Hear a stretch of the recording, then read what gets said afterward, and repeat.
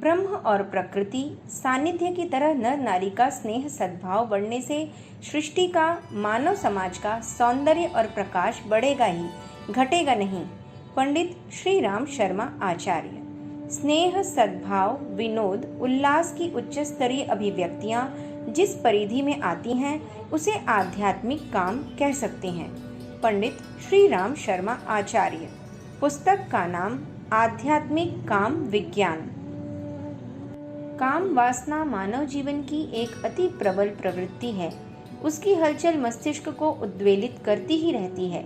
फलतः व्यक्ति उस संबंध में कुछ न कुछ कहने सुनने के, पूछने बताने के, पढ़ने जानने के लिए भी खोजबीन करता रहता है। उच्च स्तरीय जानकारी न होने से उसे घटिया, विकृत और अवांछनीय सामग्री हाथ लगती है, जिससे आत्मघात करने का ही पथ प्रशस्त होता है। इस स्थिति से बचने की दृष्टि से यह आवश्यक है कि काम प्रवृत्ति की तथ्यपूर्ण जानकारी सर्वसाधारण को उपलब्ध रहे और उसके आधार पर उसे अपने व्यक्तित्व विकास एवं शक्ति संतुलन में सहायता मिलती रह सके। आध्यात्मिक काम विज्ञान के अनुसार नर और नारी दोनों की प्रकृति भिन्न है। नर जहाँ प्राण का, पौरुष का, अग्नि का बाहुल्य रखा रहा होगा, वहाँ नारी सोम की, सौजन्य की भावना का प्रतिनिधित्व कर रही होगी। दोनों की अपनी अपनी विशेषताएं हैं और उनका महत्व समान रूप से मूल्यवान है। दोनों एक दूसरे के पूरक हैं। समीपता से दोनों एक दूसरे को बहुत कुछ देते हैं और दे सकते हैं। पति पत्नी के दो शरीर एक आत्मा होने का शिव के अर्ध नारेश्वर स्वरूप का आध्यात्मिक पक्ष कहता है कि मानव शरीर उभयलिंगी है और उसमें नर तथा नारी दोनों के ही गुण प्रसुप्त अवस्था में होते हैं। आपके समक्ष प्रस्तुत है एक लघु पुस्तक जो काम विज्ञान का आध्यात्मिक और उज्जवल पक्ष समझाती है। इसे यदि हम समझकर अपनी अंतः ऊर्जा को नियोजित कर पाएं, तो निरोगी जीवन जीते हुए कुंडलिनी जागरण जैसी महान प्रक्रिया भी संभव कर पाएंगे और उस परमानंद को प्राप्त कर सकेंगे। पुस्तक के कुछ अंश। नर और नारी दोनों मिलकर ही एक व्यवस्थित शक्ति का रूप धारण करते हैं। जब तक यह मिलन न हो, गति एवं चेतना उत्पन्न ही न होगी और सब कुछ शून्य निष्प्राण पड़ा रहेगा।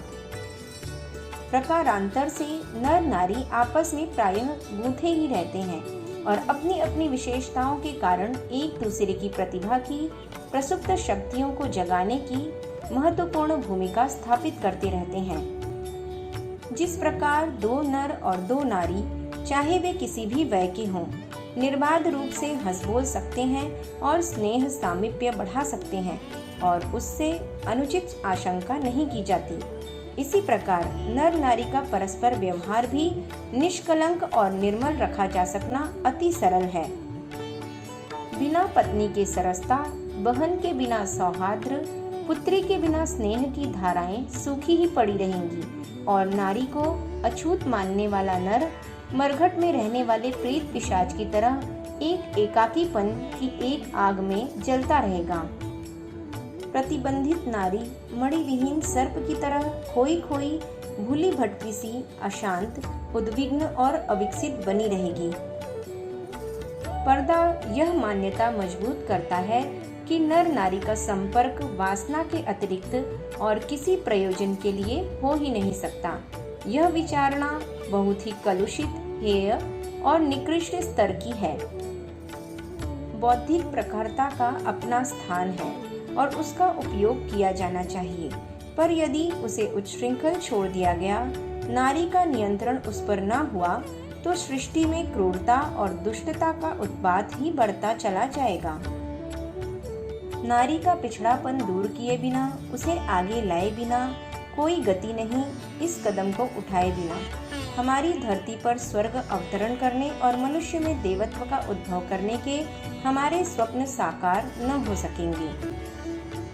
कामुकता में संलग्न अंतः ऊर्जा को उस पतन के गर्त से निकालकर ब्रह्म चेतना में उत्कृष्ट उल्लास प्रदान करने वाली ब्रह्म विद्या में नियोजित किया जाना चाहिए। इसी पारी परिवर्तन परिष्कार को उत्कर्ष उन्नयन की कुंडलिनी जागरण कहा गया है।